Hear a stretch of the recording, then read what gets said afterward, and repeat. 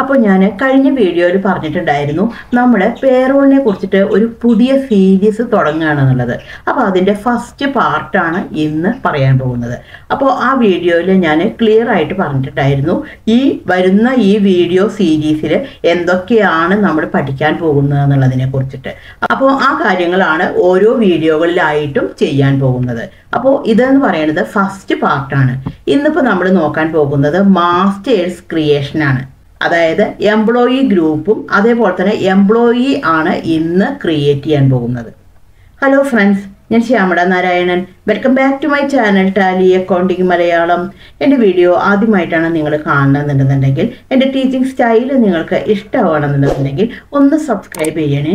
അതിനോടൊപ്പം തന്നെ തൊട്ടടുത്തുള്ള ബെൽ ബട്ടണും കൂടി ഒന്ന് ക്ലിക്ക് ചെയ്യണേ. എന്നാൽ മാത്രമാണ് ഞാൻ ഇടുന്ന വീഡിയോകളുടെ എല്ലാം നോട്ടിഫിക്കേഷൻ നിങ്ങൾക്ക് കിട്ടുള്ളൂ. അതേപോലെ തന്നെ ഇഷ്ടമായി കഴിഞ്ഞാൽ നിങ്ങളുടെ ഫ്രണ്ട്സിനും റിലേറ്റീവ്സിനും ഒക്കെ ഒന്ന് ഷെയർ ചെയ്ത് കൊടുക്കണേ.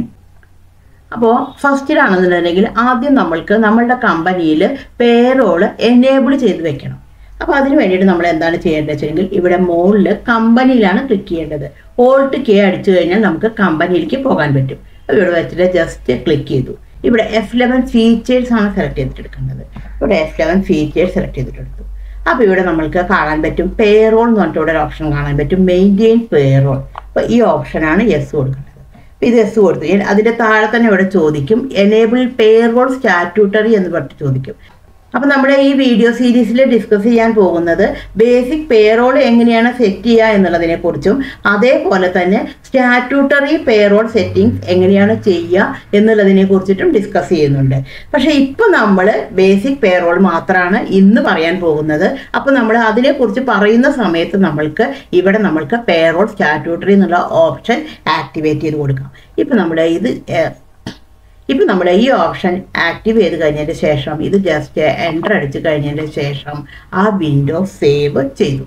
ഇപ്പോൾ കമ്പനിയിലെ പേറോള് ആക്ടിവേറ്റ് ചെയ്ത് വെച്ചു.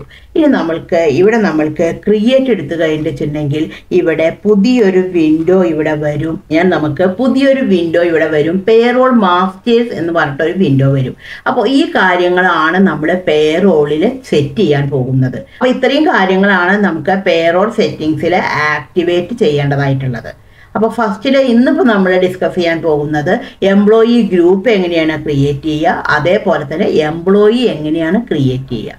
അപ്പം നമുക്ക് ഫസ്റ്റിൽ വരുന്നതാണ് എംപ്ലോയി ഗ്രൂപ്പ്. എന്താണ് എംപ്ലോയി ഗ്രൂപ്പ് എന്നുള്ളത് നോക്കാം. ഇപ്പോൾ ഒരു ഫേമിലാണെന്നുണ്ടെങ്കിൽ അവിടെ പല സെക്ഷൻസ് ഉണ്ടായിരിക്കും. ഓഫീസ് സെക്ഷൻ ഉണ്ടായിരിക്കും, അതേപോലെ വർക്കേഴ്സ് ഉണ്ടെങ്കിൽ അവരുടെ സെക്ഷൻ ഉണ്ടായിരിക്കും. അപ്പോൾ ഇങ്ങനെ സെക്ഷൻ വൈസ് ആയിട്ട് നമ്മൾക്ക് ഓരോ എംപ്ലോയിയുടെയും സാലറി ഡീറ്റെയിൽസ് കൊടുക്കണം എന്നുണ്ടെങ്കിൽ നമ്മൾക്ക് എംപ്ലോയി ഗ്രൂപ്പ് ക്രിയേറ്റ് ചെയ്തിട്ട് വെക്കാം. അപ്പോൾ ഫസ്റ്റിൽ നമ്മൾക്ക് എംപ്ലോയി ഗ്രൂപ്പ് ക്രിയേറ്റ് ചെയ്യാം. ഇപ്പോൾ ഒരു എക്സാമ്പിൾ പറയുകയാണെങ്കിൽ ഓഫീസ് സ്റ്റാഫുകൾ ഉണ്ടായിരിക്കും, അതേപോലെ തന്നെ വർക്കേഴ്സ് ഉണ്ടായിരിക്കും. ഇങ്ങനെയുള്ളതൊക്കെ ആണെങ്കിൽ ഇവിടെയാണ് നമ്മൾ സെറ്റ് ചെയ്യേണ്ടത്. അപ്പോൾ ഫസ്റ്റിൽ നമ്മൾക്ക് എംപ്ലോയി ഗ്രൂപ്പ് ക്രിയേറ്റ് ചെയ്യാം. ഇപ്പോൾ എംപ്ലോയി ഗ്രൂപ്പ് എടുത്തു കഴിഞ്ഞാൽ ഈ ഒരു വിൻഡോയിലേക്കാണ് വരിക. ഇപ്പോൾ ഇവിടെ നമ്മൾക്ക് പേര് കൊടുക്കാം. എംപ്ലോയി ഗ്രൂപ്പ് ആണെങ്കിൽ ഇപ്പോൾ ഓഫീസ് എന്ന് പറഞ്ഞിട്ട് ഇവിടെ പേര് കൊടുക്കാം. അണ്ടർ പ്രൈമറി എന്നുള്ള ഗ്രൂപ്പിലേക്ക് വന്നു. അപ്പോൾ ഇവിടെ ചോദിക്കും ഡിഫൈൻ സാലറി ഡീറ്റെയിൽസ്. അപ്പോൾ ഇവിടെ നമ്മൾ കൊടുത്തു കഴിഞ്ഞിട്ടുണ്ടെങ്കിൽ ഇത് ഈ ഓഫീസ് സ്റ്റാഫുകൾക്ക് മൊത്തമായിട്ടായിരിക്കും വരിക. അപ്പോൾ ഓരോ ഇൻഡിവിജ്വലിനും ഡിഫറൻ്റ് ആയിരിക്കും. ഓരോ ആൾക്കാർക്കും ബേസിക് സാലറി അവരുടെ അലവൻസുകളൊക്കെ ഡിഫറൻ്റ് ആയിരിക്കും. അപ്പോൾ നമുക്ക് ഇവിടെ കൊടുക്കാൻ പറ്റില്ല. നമുക്ക് ഓരോ എംപ്ലോയീസിനെയും നമ്മൾക്ക് ഇൻഡിവിജ്വൽ ആയിട്ടാണ് നമ്മൾ കൊടുക്കേണ്ടത്. അപ്പോൾ ഇവിടെ നമ്മൾ നോ കൊടുത്തു. ഇനി അടുത്തൊരു സെക്ഷൻ ഉണ്ടെന്നുണ്ടെങ്കിൽ വർക്കേഴ്സ് ആണെന്നുണ്ടെങ്കിൽ വർക്കേഴ്സ് പറഞ്ഞിട്ടൊരു ഗ്രൂപ്പ് ഉണ്ടാക്കി അണ്ടർ പ്രൈമറി കൊടുത്തു. ഇവിടെ വീണ്ടും നോ എന്നുള്ളത് കൊടുത്ത് സേവ് ചെയ്തു. ഇനി അടുത്ത സെക്ഷനിൽ നമ്മൾ എന്താണ് നോക്കാൻ പോകുന്നത്, എംപ്ലോയീസിനെയാണ് ക്രിയേറ്റ് ചെയ്യേണ്ടത്. അപ്പോൾ ഇവിടെ എംപ്ലോയീസ് സെലക്ട് ചെയ്തിട്ടെടുത്തു. ഇവിടെ ഈ എംപ്ലോയിയുടെ പേര്, ഈ എംപ്ലോയിയുടെ ബേസിക് ഡീറ്റെയിൽസ് എല്ലാം ഇവിടെ കൊടുക്കണം. ഈ എംപ്ലോയിയുടെ അഡ്രസ് ഡീറ്റെയിൽസ് ഉണ്ടായിരിക്കും, അതേപോലെ തന്നെ എംപ്ലോയിയുടെ ബാങ്കിങ് ഡീറ്റെയിൽസ് ഉണ്ടായിരിക്കും. ഓരോ എംപ്ലോയിക്കും ഒരു നമ്പർ കൊടുത്ത് അലോക്കേറ്റ് ചെയ്തിട്ടുണ്ടായിരിക്കും. ആ എംപ്ലോയിയുടെ ഡെസിഗ്നേഷൻ എന്താണ്, ആ എംപ്ലോയിയുടെ ഫങ്ഷൻ എന്താണ്, ലൊക്കേഷൻ എന്താണ്, മെയിലാണോ ഫീമെയിലാണോ, അതേപോലെ തന്നെ ഫുൾ അഡ്രസ്സുകൾ ഉണ്ടായിരിക്കും. പിന്നെ സ്പൗസ് നെയിം, മാരേജ് കഴിഞ്ഞ് കഴിഞ്ഞാൽ, അല്ലെങ്കിൽ ഫാദേഴ്സ് ഓർ മദേഴ്സ് നെയിം, ഇത്രയും കാര്യങ്ങളെല്ലാം കൊടുത്തു വെക്കണം. ഇപ്പോൾ ഞാനിപ്പോൾ ഇവിടെ കൊടുക്കാൻ പോകുന്നതാണെന്നുണ്ടെങ്കിൽ സനോജ് എന്നുള്ളൊരു പേരാണ് കൊടുക്കാൻ പോകുന്നത്. സനോജ് എന്നുള്ളത് അടിച്ചു. അപ്പോൾ ഇവിടെ ചോദിക്കും അണ്ടർ, ഈ പാർട്ടി ഏത് സെക്ഷനിലാണ് വർക്ക് ചെയ്യണത്. അപ്പോൾ നമ്മളിവിടെ ഓൾറെഡി ഇവിടെ എടുത്തിട്ടുണ്ട് ഓഫീസ് വർക്കേഴ്സ്. അപ്പോൾ ഈ പാർട്ടി ഓഫീസിലാണ് വർക്ക് ചെയ്യുന്നത്. അപ്പോൾ ഓഫീസ് എന്നുള്ളത് സെലക്ട് ചെയ്തിട്ട് എടുത്തു. അപ്പോൾ ഇവിടെ ചോദിക്കും ഡേറ്റ് ഓഫ് ജോയിനിങ്, ഈ പാർട്ടി എന്നാണ് ജോയിൻ ചെയ്തത്. അപ്പോൾ നമ്മൾക്ക് ഇവിടെ ജോയിനിങ് ഡേറ്റ് ഇവിടെ കൊടുക്കാം. ഇപ്പോൾ ഈ പാർട്ടി ജോയിൻ ചെയ്തതാണെന്നുണ്ടെങ്കിൽ 1 ഓഗസ്റ്റിനാണ് ജോയിൻ ചെയ്തത്. അപ്പോൾ നമ്മൾക്ക് ഇവിടെ 1 ഓഗസ്റ്റ് എന്നുള്ള ഡേറ്റ് ഇവിടെ കൊടുക്കാം. അത് കഴിഞ്ഞാൽ ഇവിടെ ചോദിക്കും ഡിഫൈൻ സാലറി ഡീറ്റെയിൽ. അപ്പോൾ നമ്മൾക്ക് ഇവിടെ വേണമെന്നുണ്ടെങ്കിൽ നമുക്ക് സാലറി ഡിഫൈൻ ചെയ്ത് കൊടുക്കാം. പക്ഷേ നമുക്ക് സാലറി ഡിഫൈൻ ചെയ്ത് കൊടുക്കാൻ വേണ്ടിയിട്ട് നമുക്ക് പ്രത്യേകമായിട്ടൊരു വിൻഡോ വരും. അപ്പോൾ അവിടെ നമ്മൾക്ക് സാലറി ഡിഫൈൻ ചെയ്ത് കൊടുക്കാം. അത് കഴിഞ്ഞാൽ ഇവിടെ എംപ്ലോയി നമ്പർ, അപ്പോൾ ഓരോ എംപ്ലോയിക്കും ഓരോ എംപ്ലോയിക്ക് കോഡ് കൊടുത്ത് സെറ്റ് ചെയ്തിട്ടുണ്ടായിരിക്കും. അപ്പോൾ ഞാനിപ്പോൾ ഇവിടെ വെച്ചിട്ടുണ്ടെങ്കിൽ ഇവിടെ 1011 പറഞ്ഞിട്ടുള്ള നമ്പർ കൊടുത്തു. അയാളുടെ ഡെസിഗ്നേഷൻ എന്താണ്, അയാളുടെ പോസ്റ്റ് എന്താണ് എന്നുള്ളതാണ് ഡെസിഗ്നേഷൻ കൊണ്ട് ഉദ്ദേശിക്കുന്നത്. ഇപ്പോൾ അയാളാണെന്നുണ്ടെങ്കിൽ അക്കൗണ്ട്സ് ഓഫീസറാണ്. അപ്പോൾ ഇവിടെ നമ്മൾക്ക് അക്കൗണ്ട്സ് ഓഫീസർ എന്ന് ടൈപ്പ് ചെയ്ത് കൊടുക്കാം. Accounts officer. അയാളുടെ ഫംഗ്ഷൻ എന്താണ്, അയാൾ എന്താണ് ചെയ്യണത്? അപ്പോൾ അയാളുടെ ഫംഗ്ഷൻ എന്ന് പറയുന്നത് അക്കൗണ്ടിങ് ആണ്. അക്കൗണ്ടിങ് കൊടുത്തു. എവിടെയാണ് ലൊക്കേഷൻ, എവിടെയാണ്? ഇപ്പോൾ ലൊക്കേഷൻ ആണെന്നുണ്ടെങ്കിൽ നമുക്കിവിടെ കൊടുക്കാം എറണാകുളം. എൻ്റർ അടിച്ചു.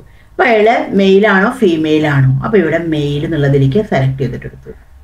അതിൻ്റെ ഡേറ്റ് ഓഫ് ബർത്ത് എന്നാണ്? അപ്പോൾ നമുക്ക് ഇവിടെ ഡേറ്റ് ഓഫ് ബർത്ത് കൊടുക്കാം. ഇപ്പോൾ 1/6/98 കൊടുത്തു. ഇവിടെ ചോദിക്കും ബ്ലഡ് ഗ്രൂപ്പ് ഏതാണ്? അപ്പോൾ നമുക്ക് ഇവിടെ ബ്ലഡ് ഗ്രൂപ്പ് നമുക്കിവിടെ സെലക്ട് ചെയ്തിട്ട് എടുക്കാം. ഫാദേഴ്സ് ഓർ മദേഴ്സ് നെയിം ഇവിടെ കൊടുക്കാം. ഇപ്പോൾ ഫാദേഴ്സിൻ്റെ നെയിം കൊടുത്തു. ഇപ്പോൾ അരുൺ എന്നുള്ളത് കൊടുത്തു. ഇപ്പോൾ സ്പൗസ് നെയിം, അതായത് മാരേജ് കഴിഞ്ഞിട്ടുണ്ടെങ്കിൽ അയാളുടെ നെയിം കൊടുക്കാം. അപ്പോൾ മാരേജ് കഴിഞ്ഞിട്ടുണ്ടെങ്കിൽ സ്പൗസിൻ്റെ നെയിം കൊടുക്കാം. അപ്പോൾ ഈ പാർട്ടി മാരേജ് കഴിഞ്ഞിട്ടില്ല. അതേപോലെ തന്നെ ഇവിടെ അഡ്രസ് ഡീറ്റെയിൽസ് ആണ് ഇവിടെ കൊടുക്കേണ്ടത്. അപ്പോൾ നമുക്ക് ഇപ്പോൾ ഇവിടെ വെച്ചിട്ടുണ്ടെങ്കിൽ അഡ്രസ് ഡീറ്റെയിൽസ് കൊടുക്കാം. ഇപ്പോൾ റൂം നമ്പർ 11. ഇനി അയാളുടെ ഫോൺ നമ്പർ നമുക്കിവിടെ കൊടുക്കാം. ഇപ്പോൾ വെച്ചിട്ടുണ്ടെങ്കിൽ നമുക്കിവിടെ ഫോൺ നമ്പർ കൊടുക്കാം. ഇമെയിൽ ഉണ്ടെന്നുണ്ടെങ്കിൽ ഇമെയിൽ കൊടുക്കാം. അത് കഴിഞ്ഞാൽ ഇവിടെ പ്രൊവൈഡ് ബാങ്ക് ഡീറ്റെയിൽസ് ആണ് ഇവിടെ കൊടുക്കേണ്ടത്. അപ്പോൾ വെച്ചിട്ടുണ്ടെങ്കിൽ ഇവിടെ നമ്മൾക്ക് പ്രൊവൈഡ് ബാങ്ക് ഡീറ്റെയിൽസിൻ്റെ അവിടെ യെസ് കൊടുക്കാം. അപ്പോൾ ഇവിടെ അക്കൗണ്ട് നമ്പർ ചോദിക്കും. അപ്പോൾ ഇവിടെ നമുക്ക് അക്കൗണ്ട് നമ്പറാണ് ഇവിടെ കൊടുക്കേണ്ടത്. നമുക്ക് അക്കൗണ്ട് നമ്പർ ഒരു 15 ഡിജിറ്റുള്ള നമ്പർ ഇവിടെ കൊടുക്കാം. ഇപ്പോൾ ഞാനിവിടെ ഒരു 15 ഡിജിറ്റൽ നമ്പർ അക്കൗണ്ട് നമ്പർ ആയിട്ട് കൊടുത്തു. ഇപ്പോൾ ഇവിടെ വെച്ചിട്ടുണ്ടെങ്കിൽ IFS കോഡ് കൊടുക്കാം. ഇപ്പോൾ IFS കോഡാണെന്നുണ്ടെങ്കിൽ ഇപ്പോൾ SBT കൊടുത്തു. ബാങ്ക് നെയിം ഇവിടെ കൊടുത്തു. ബാങ്ക് നെയിമിലാണെന്നുണ്ടെങ്കിൽ SBT കൊടുത്തു. ബ്രാഞ്ച് കൊടുത്തു എറണാകുളം.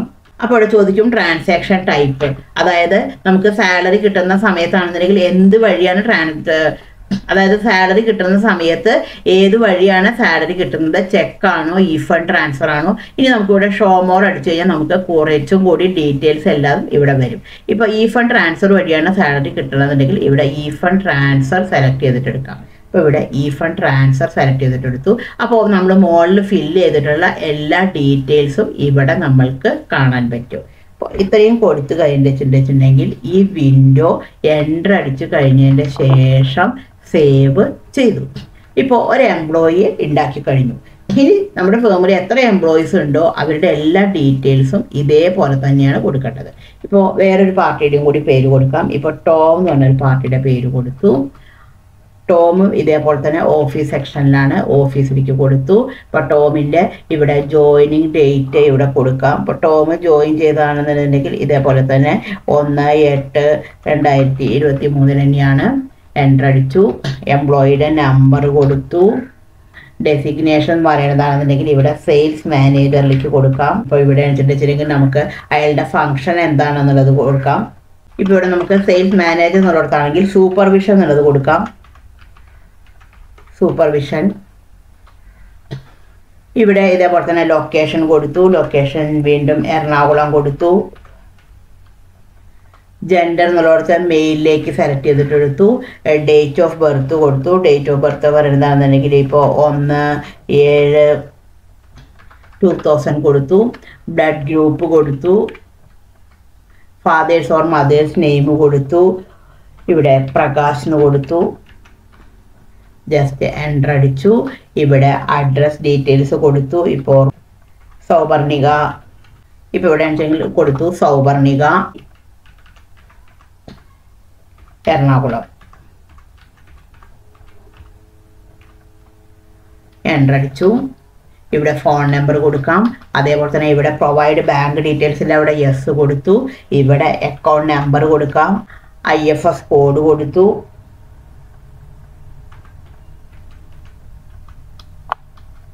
അതേപോലെ തന്നെ ബാങ്ക് നെയിം കൊടുത്തു. ബ്രാഞ്ച് കൊടുത്തു എറണാകുളം. ഇവിടെ വീണ്ടും ഈ ഫണ്ട് ട്രാൻസ്ഫറിലേക്ക് സെലക്ട് ചെയ്തിട്ടെടുത്തു. അപ്പോൾ ഡീറ്റെയിൽസ് എല്ലാം ഇവിടെ വരും ഓട്ടോമാറ്റിക്കായിട്ട്. ഇത് ജസ്റ്റ് എൻ്റർ അടിച്ച് കഴിഞ്ഞതിന് ശേഷം ഇത് സേവ് ചെയ്തു.